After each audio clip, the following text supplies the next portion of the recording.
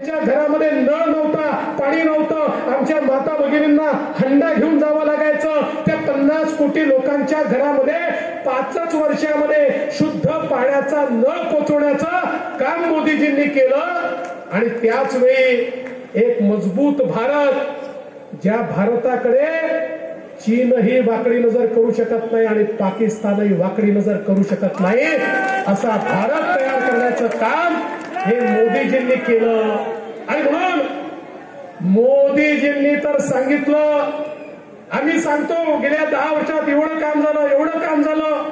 आम्हाला वाटलं किती काम 10 वर्षात झालं, पण मोदीजी म्हणाले अरे पिछले 10 साल तो ट्रेलर था, पिक्चर अभी बाकी है.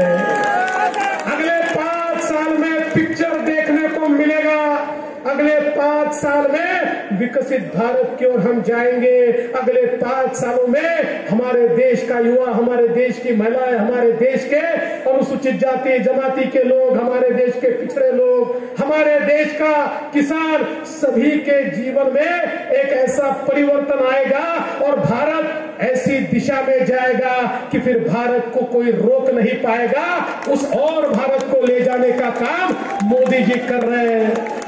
और अभी अभी मोदी जी परसों रिजर्व बैंक के कार्यक्रम में आए थे, तो बोलते बोलते मोदी जी ने कहा, अधिकारियों को कहा, अभी 1 महीना आपको हमारी तरफ से कोई तकलीफ नहीं है, हम प्रचार में जुटे हुए हैं, तो 1 महीना आप तैयारी कर लो. जिस दिन शपथ लूंगा उसके दूसरे दिन से धमाधम काम करना है और भारत को बदलना है. अशा प्रकारची ज्यांची मानसिकता आहे, ज्यांच्या जीवनामध्ये कामाच्या व्यतिरिक्त काही नाही आहे.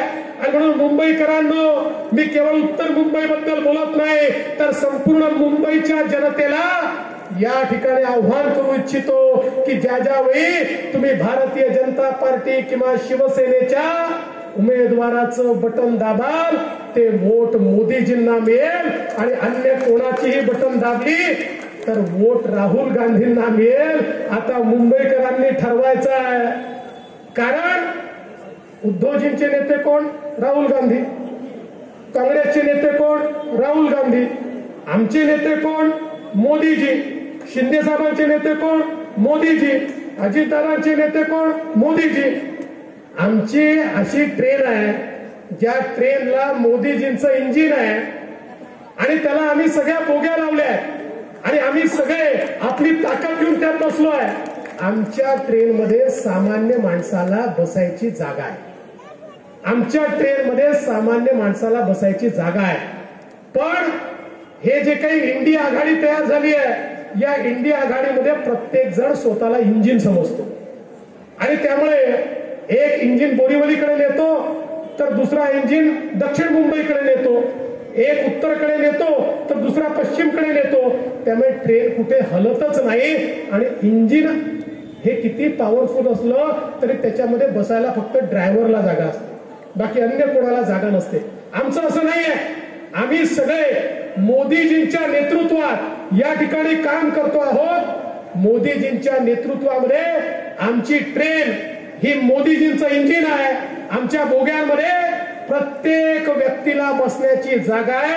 समाजाच्या प्रत्येक व्यक्तीला घेऊन ही विकासाची ट्रेन घेऊन आम्ही जाणार आहोत. आणि म्हणून मुंबईकरांनी विचार करायचा आहे, मोदीजींच्या ट्रेनमध्ये बसायचं का राहुल गांधीचं न चालणारं इंजिन.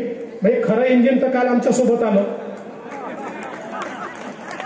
जे मुंबईतलं चालणारं इंजिन होतं त्या इंजिननी सांगितलं की मोदीजींच्या इंजिनलाच आम्ही ताकद देणार आहोत, मोदीजींच्या पाठीशीच आम्ही आहोत. काल राज ठाकरेंनी स्पष्टपणे सांगितलं की या देशाचा विकास मोदीजी करू शकतात. आणि म्हणून त्यांनी कुठलीही शर्त न ठेवता बिनशर्त पाठिंबा मोदीजींना दिला. मी त्यांचे देखील आभार मानतो की देशाला काय हवं आहे याची नाडी राज ठाकरेंना समजली.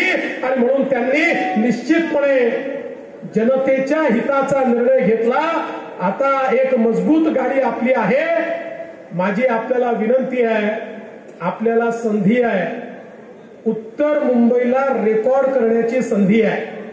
त्यामुळे आज तुम्हाला एवढीच विनंती करतो, निवडून तर तुम्ही पियुषजींना आणणारच आहात, पण रेकॉर्ड मताने निवडून आणा,